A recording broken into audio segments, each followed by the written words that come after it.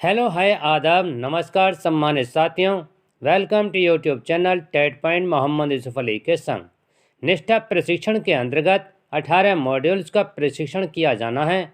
18 प्रशिक्षण के पश्चात एक ऑनलाइन परीक्षा आयोजित की जाएगी जो इन मॉड्यूल्स के अंतर्निहित सामग्री से ही पूछी जाएगी। इसी संदर्भ में हम आपके समक्ष एक निष्ठा प्रशिक्षण डायरी की श्रृंखला लेकर आ रहे हैं जो इस वीडियो को आपके माध्यम से जोड़ने का प्रयास करेंगे। हम अपेक्षा करता हूं कि आपको यह वीडियो पसंद आएगी। पसंद आने पर लाइक करें, सब्सक्राइब करें तथा बेल आइकन को प्रेस करें ताकि नोटिफिकेशन आपको सबसे पहले प्राप्त हो सके। और हाँ, शेयर भी करें क्योंकि शेयर करने से ज्ञान घटता नहीं, ज्ञान बढ़ता है। तो चलते हैं हम आज की वीडियो की तरफ। आज की वीडियो का शीर्षक है निष्ठा प्रशिक्षण मॉड्यूल 9 पर आधारित डायरी, निष्ठा प्रशिक्षण मॉड्यूल 9 पर आधारित नोट्स, निष्ठा प्रशिक्षण मॉड्यूल 9 पर आधारित मुख्य बिंदु। और मॉड्यूल का नाम है निष्ठा प्रशिक्षण 9 मॉड्यूल गणित का शिक्षा शास्त्र। प्रश्न नंबर 1 है, इस मॉड्यूल के क्या उद्देश्य हैं? नंबर 1, अध्ययन अध्यापन नीति से परिचित होना जिसमें विद्यार्थियों की सहभागिता सुनिश्चित करने वाला मूल्यांकन भी शामिल हो। नंबर 2, राज्य के पाठ्यचर्या और अधिगम परिणाम में दी गई दक्षता और कौशलों के बीच संबंध स्थापित करना। नंबर 3, कक्षा स्तर के अधिगम परिणामों को प्राप्त करने में बच्चों की मदद करने के लिए उपयुक्त शैक्षणिक प्रक्रियाओं का संचालन करने में सक्षम होना। और नंबर 4, पाठ्य सामग्री और शिक्षण अधिगम रणनीति की प्रक्रिया के अनुरूप उपयुक्त अधिगम संसाधनों की पहचान करना। और नंबर 5, सभी बच्चों के सतत अधिगम प्रगति के सुनिश्चित करने के लिए शैक्षणिक प्रक्रियाओं के साथ मूल्यांकन का सम्मिश्रण। प्रश्न नंबर 2 है हमारा, इस मॉड्यूल की सामग्री की रूपरेखा क्या है? नंबर 1, मॉड्यूल गणित शिक्षा के लिए एक संक्षिप्त परिचय के साथ शुरू होता है। नंबर 2, गणित की प्रकृति और स्कूल स्तर पर गणित सीखने के सामान्य उद्देश्यों की जानकारी देना। नंबर 3, प्राथमिक स्तर पर गणित के पाठ्यक्रम अपेक्षाएं और अधिगम प्रतिफल पर चर्चा करना। नंबर 4, प्राथमिक स्तर पर शिक्षण अधिगम रणनीतियां और मूल्यांकन की प्रस्तुति।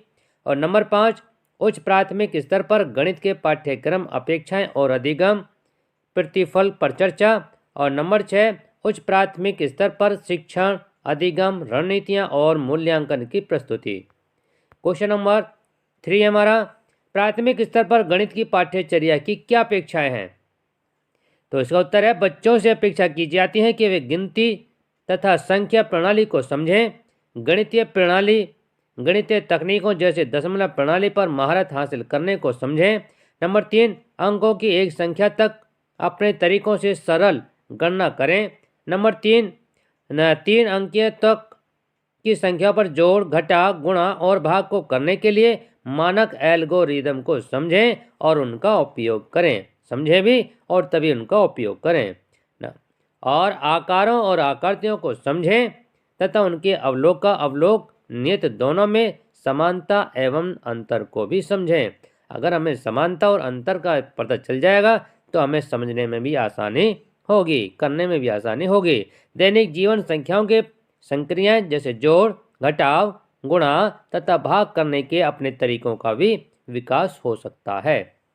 क्वेश्चन नंबर 4 है हमारा, प्राथमिक स्तर पर गणित के अध्ययन के उद्देश्य। एक बच्चे को क्या आना चाहिए, उसे क्या करने में सक्षम होना चाहिए और समय के साथ उसने किस प्रकार की समझ का विकास होना चाहिए, इन सभी पाठ्यचर्या की अपेक्षाओं द्वारा परिभाषित किया जाता है। इन सभी क्वेश्चन नंबर 5, सभी गणित का दृष्टिकथन क्या है? स्कूली गणित का दृष्टिकथन क्या है? नंबर 1, बच्चे गणित से भयभीत होने की बजाय उसका आनंद उठाएं। नंबर 2, बच्चे महत्वपूर्ण गणित सीखें। गणित में सूत्रों एवं यांत्रिक प्रक्रियाओं से आगे भी बहुत कुछ है। नंबर 3, बच्चे सार्थक समस्याएं उठाया और उन्हें हल भी करें। सार्थक ही उठाएं, निरर्थक समस्या ना उठाएं, तभी और उनका हल भी करें, तभी कुछ समझ में आएगा। बच्चे अमूर्त का प्रयोग समस्या को समझने और संरचनाओं को देख परखने और चीज़ों का विवेचन करने, कथनों की सत्यता या सत्यता को लेकर तर्क कर पाएं। क्वेश्चन नंबर 6, अनुभव। गणित में नई अवधारणा शुरू करने से पहले बच्चों को मूर्त वस्तुओं, खिलौनों और सीखने की अन्य सामग्री के उपयोग से सीखने के अनुभव देना अवधारणा की प्रति उनकी रुचि बढ़ाने में सहायक होता है। सबसे पहले हमें बच्चों को सिखाने के लिए मूर्त वस्तुओं को ही दिखानी चाहिए, अमूर्त बाद में सिखानी चाहिए। इस स्तर के अनुभवों का कक्षा के अंदर और कक्षा के बाहर की गतिविधियों के साथ मजबूत संबंध होना चाहिए। जो हम कक्षा में पढ़ा रहे हैं तो हमें उनसे संबंधित गतिविधियों को बाहर भी बच्चों को ले जाना चाहिए और गतिविधि कराना चाहिए, तो बच्चों का एक्सपीरियंस अनुभव भी बढ़ेगा।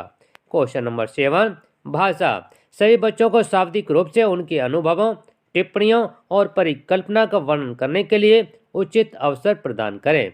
इस तरह की चर्चा के दौरान बच्चे भाषा के कौशल का विकास भी करेंगे।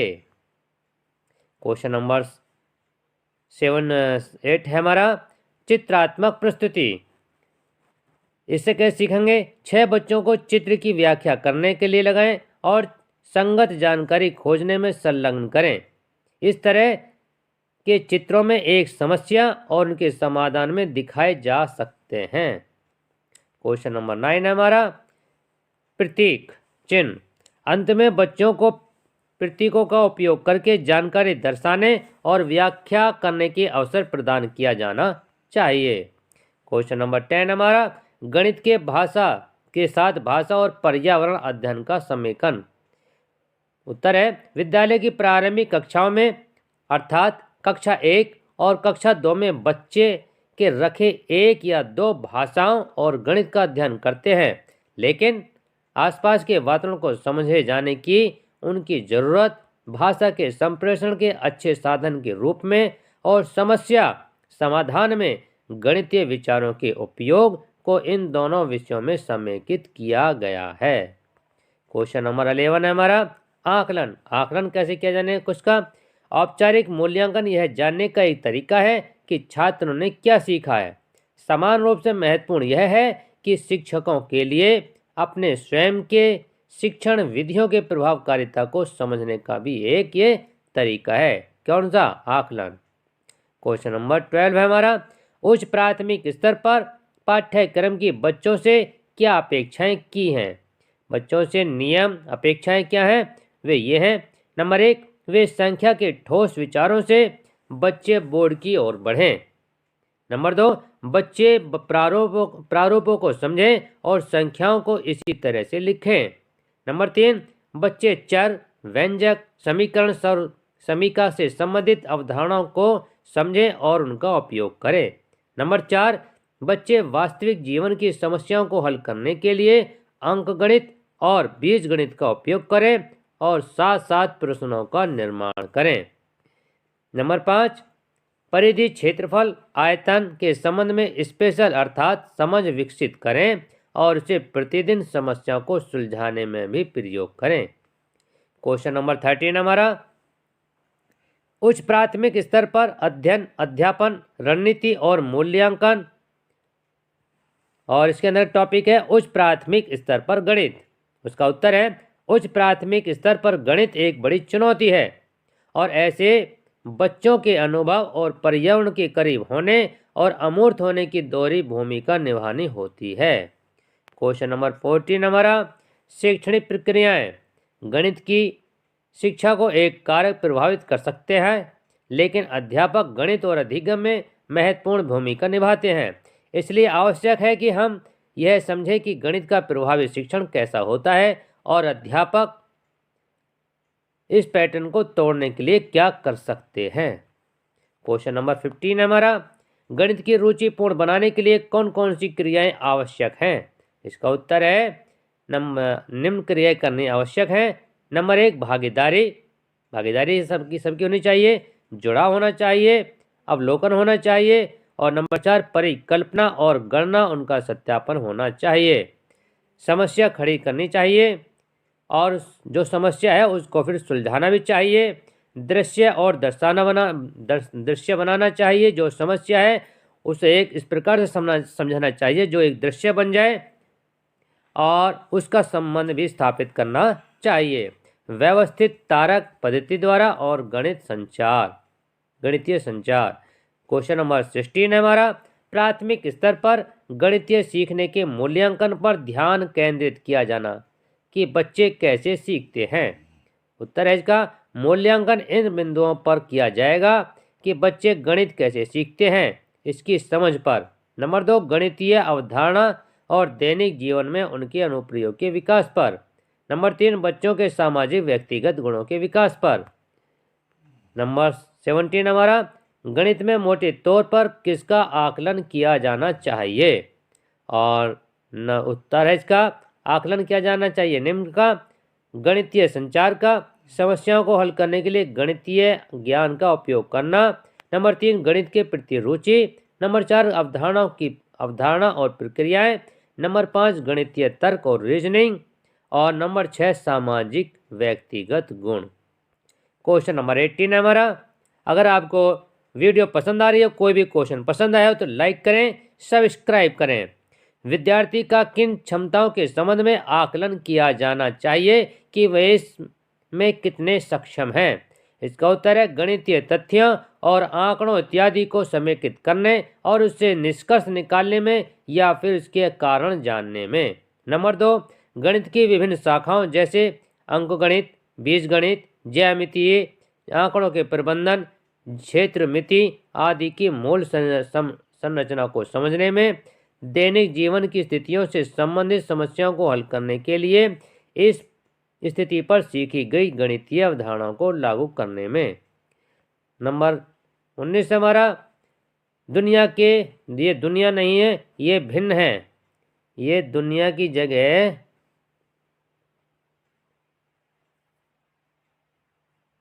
ये भिन्न है। भिन्न के भाग। सीखने के प्रतिफल, भिन्नों का विभाजन और गुणन की व्याख्या करना, भिन्न और दशमलव का गुणा और विभाजित करने के लिए एल्गोरिदम का उपयोग करना। इसके लिए पूर्व अपेक्षाएं हैं कि बच्चों को पूर्ण संख्याओं के भाग्य अवधारणाओं को ज्ञात और प्रारूप की पहचान कर सकें। क्वेश्चन नंबर 20 है हमारा, कौन सी विधि आप एक अंकीय परिचय देने के लिए उपयोग करेंगे। इसका उत्तर है गतिविधि का उपयोग करना।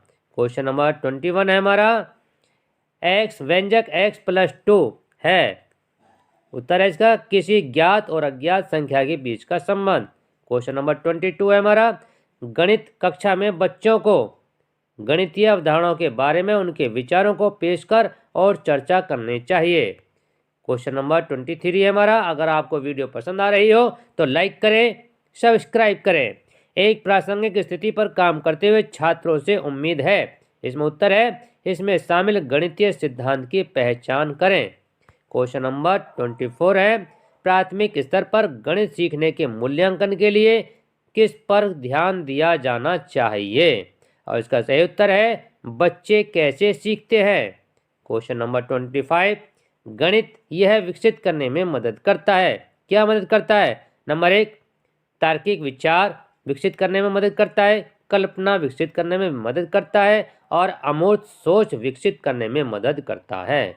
क्वेश्चन नंबर 26 हमारा, गणित की पढ़ाई करते समय बच्चे सीखते हैं। क्या सीखते हैं। तर्क के आधार पर बयान साबित करना। नंबर 2, सिद्धांत तैयार करना। और नंबर 3, विचारों को सामान्यीकृत करना। अगर आपको वीडियो पसंद आ रही हो तो लाइक करें, सब्सक्राइब करें और शेयर करें, क्योंकि शेयर करने से ज्ञान घटता नहीं, ज्ञान बढ़ता है। TET point by Mohammad Yusuf Ali. जय